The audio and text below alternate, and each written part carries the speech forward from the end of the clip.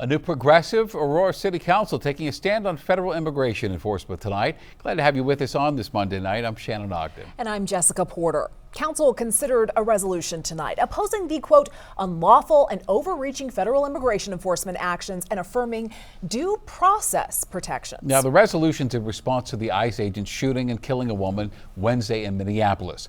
37-year-old Renee Good was originally from Colorado Springs. Department of Homeland Security said she was trying to run over law enforcement officers. Now, local officials dispute that. We spoke with people both supporting and opposing this resolution in Aurora tonight. Denver 7's Maggie Bryan has more on the debate and why counselors say they want to make their voices heard in this moment. A shift in ideology up for a vote in Aurora. On Monday night, Aurora City Council members considering a resolution standing in solidarity with people protesting against ICE in Minneapolis. The resolution also opposes, quote, unlawful and overreaching federal immigration enforcement. While the vote is largely symbolic, it represents a change in values here at City Council after voters flipped the previous conservative majority to a progressive one during last November's election. I am very happy. I was very happy when the election rolled through. People like Victoria Kagandi say this is the change they wanted to see and agree with the resolution condemning ICE overreach. The GEO ICE facility and ICE itself have gone way too far. But I'm here as someone who was born and raised in Colorado and deeply concerned about what's happening with ICE raiding our neighborhoods. I think it's a threat to the community, quite frankly. But others, like Charlene Folks, do you believe ICE agents here in Aurora make this community safer?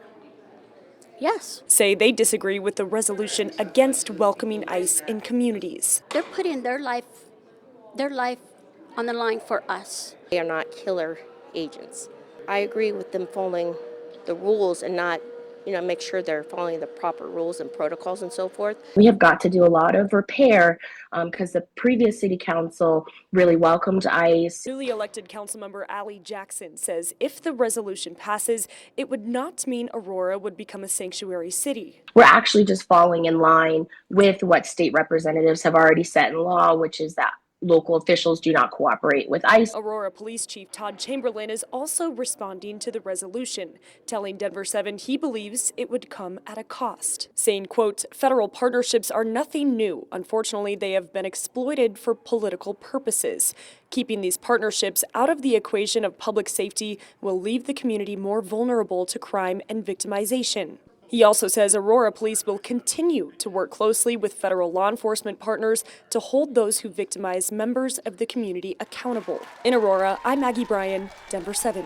And this is really the first notable turnout in City Council we've seen there at Aurora since they returned to in-person meetings. After 5 months of virtual meetings, Council brought back these in-person meetings in November. Scan that QR code on your screen. You can catch up on the full story. We also have a timeline of events for you. Looking closer, other communities are also considering changes in the wake of recent events involving federal law enforcement agents. In Denver, a city council committee moved forward with a proposal tonight that would ban federal agents from wearing face coverings.